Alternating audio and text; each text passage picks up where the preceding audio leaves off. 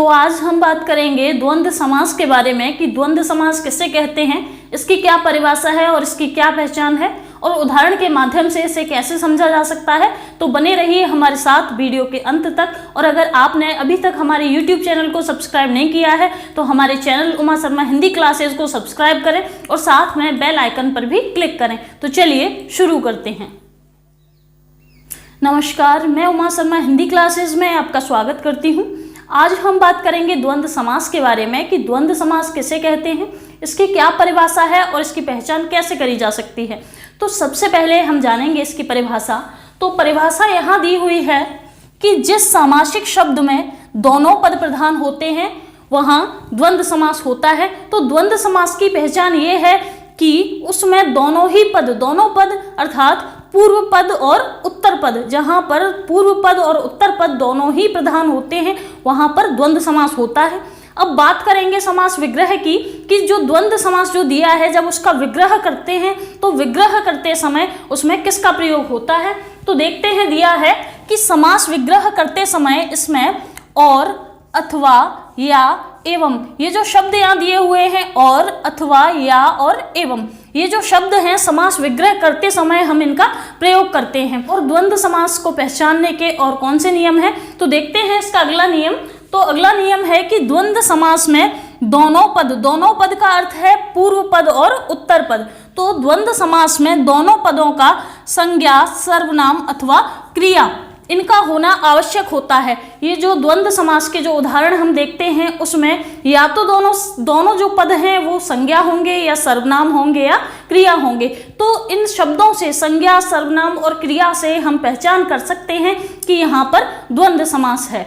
अब आगे हम बात करेंगे कि कई बार प्रश्न में इस प्रकार भी पूछा जाता है और कई क्वेश्चंस ऐसे भी बनते हैं जैसे पूछ लिया जाए कि ऐसा कौन सा समास है जिसमें दोनों ही पद प्रधान होते हैं। तो हमने पढ़ा है द्वंद्व समास के बारे में कि द्वंद्व समास में दोनों ही पद प्रधान होते हैं। और दूसरा क्वेश्चन ऐसे भी पूछ लिया जाता है कि वह कौन सा समास है जिसमें पूर्व पद और उत्तर पद दोनों प्रधान होते हैं। तो हमने पढ़ा है कि द्वंद्व समास में पूर्व पद और उत्तर पद दोनों ही प्रधान होते हैं। अब इसे हम समझेंगे उदाहरण के माध्यम से। तो देख लेते हैं उदाहरण। तो उदाहरण जैसे दिया हुआ है, पहला दिया है माता पिता, और जब हम इसका विग्रह करते हैं समास विग्रह तो आता है माता और पिता। फिर अगला उदाहरण दिया है भाई बहन, जब इसका विग्रह करते हैं तो आता है भाई और बहन।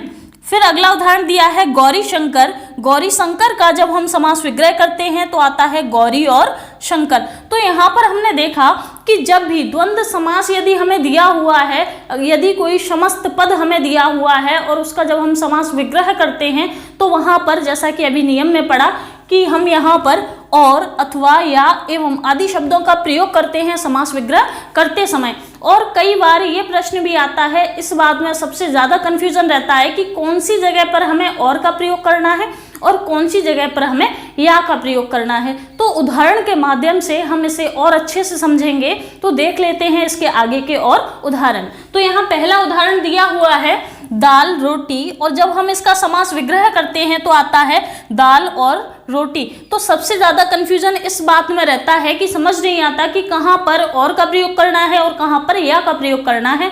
तो ये बात हमें याद रखनी है कि जहाँ पर जिन चीज़ों को हम एक साथ रख सकते हैं वहाँ पर हम और का प्रयोग करेंगे और जिन चीज़ों को हम एक साथ नहीं रख सकते वहाँ पर हम या का प्रयोग करेंगे। तो उदाहरण के माध्यम से समझेंगे। अब देखते हैं दूसरा उदाहरण। तो दूसरा दिया है सीता राम, और जब हम इनका विग्रह करते हैं तो आता है सीता और राम। जबकि यहाँ पर हमने और का प्रयोग किया और अभी हमने जाना कि जिन चीज़ों को या जिन लोगों को हम साथ में रख सकते हैं तो सीता और राम को एक साथ में रख सकते हैं और वो एक साथ हैं, इसलिए यहाँ पर हमने और का प्रयोग किया। अगला उदाहरण देखते हैं। तो अगला उदाहरण दिया है आज कल, जब इसका विग्रह करते हैं तो आता है आज या कल। जैसे कि ऐसा कह सकते हैं कि किसी ने पूछा ये काम तुम आज करोगे या कल करोगे, तो यहाँ पर या लगा बीच में, तो यहाँ पर आज और कल को एक साथ नहीं रख सकते, इस वजह से हमने यहाँ पर या का प्रयोग किया। अगला उदाहरण देखते हैं। तो अगला उदाहरण दिया है खरा खोटा, और जब इसका विग्रह करते हैं तो आता है खरा या खोटा। तो यहाँ पर हमने या का प्रयोग किया, यानी कोई वस्तु हमें दी गई है और हमें उसे चेक करना है कि ये खरा है या खोटा है। तो यहाँ पर हमने या का प्रयोग किया, कोई जो चीज़ दी है या तो वो खरी होगी यानी कि शुद्ध होगी या फिर खोटी होगी। तो यहाँ पर कोई चीज़ या तो शुद्ध है या खराब है, तो यहाँ पर हम ऑप्शन दे रहे हैं, यहाँ पर हम विकल्प दे रहे हैं, इसलिए हमने यहाँ पर या का प्रयोग किया। अब देखेंगे अगला उदाहरण। तो अगला उदाहरण दिया है ऊंच नीच। तो जब इसका विग्रह करते हैं तो आता है ऊंच या नीच। यहाँ पर भी हमने या का प्रयोग किया, यानी कोई भी चीज़ दी है वो ऊंची है या नीची है, तो यहाँ पर हमने या का प्रयोग किया। आगे देखते हैं अगला उदाहरण। तो अगला उदाहरण दिया है धर्मा धर्म। तो धर्मा धर्म का जब हम विग्रह करते हैं तो आता है धर्म और अधर्म। फिर अगला उदाहरण दिया है लाभा लाभ। लाभा लाभ का जब विग्रह करते हैं तो आता है लाभ और अलाभ। अब बात करते हैं द्वंद्व समास की पहचान के बारे में कि कई बार ऐसा होता है कि अधिकांश जो उदाहरण हैं द्वंद्व समास के उनमें योजक चिन्ह देखा जाता है। यहाँ पर ये योजक चिन्ह दिया हुआ है, तो अधिकांश द्वंद्व समास के जो उदाहरण हैं उनमें योजक चिन्ह देखा जाता है, जबकि और भी उदाहरण यहाँ दिए हैं जिसमें है धर्माधर्म, जिसमें कि योजक चिन्ह नहीं है। और ये जो शब्द दिया है धर्माधर्म, जब इस शब्द का हम विच्छेद करते हैं, इसे तोड़ते हैं, तो हमारे पास आता है धर्म धन अधर्म। जब इसका विच्छेद करते हैं तो आता है धर्म धन अधर्म। तो इसे इस प्रकार लिख दिया जाए या फिर ऐसे लिख दिया जाए, या फिर इसे ऐसे भी लिखा जा सकता है धर्म अधर्म। तो इस प्रकार इसका जो अर्थ निकलेगा, जो विग्रह होगा वो यही होगा धर्म और अधर्म। फिर अगला उदाहरण दिया है लाभा लाभ। उसका भी यदि हम विच्छेद करते हैं तो हमारे पास आता है लाभ धन अलाभ।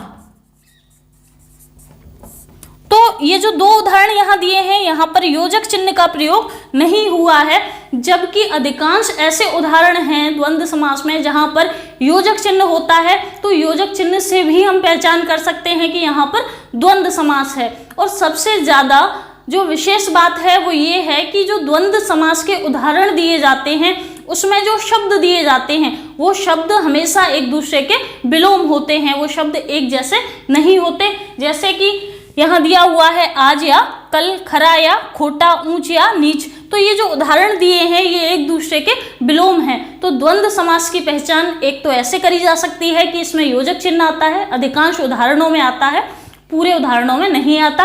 और एक ऐसे पहचान करी जा सकती है कि ये जो शब्द होते हैं द्वंद्व समास के वो एक दूसरे के विलोम होते हैं। और इससे पहले नियम में हमने पढ़ा था कि जब भी समास हमें दिया है और उस समास में यदि दोनों पद या तो संज्ञा होते हैं या सर्वनाम होते हैं या क्रिया होते हैं तो वहाँ पर भी हम पहचान कर सकते हैं कि यहाँ पर द्वंद्व समास है। तो इस प्रकार आज हमने द्वंद्व समास के बारे में जाना।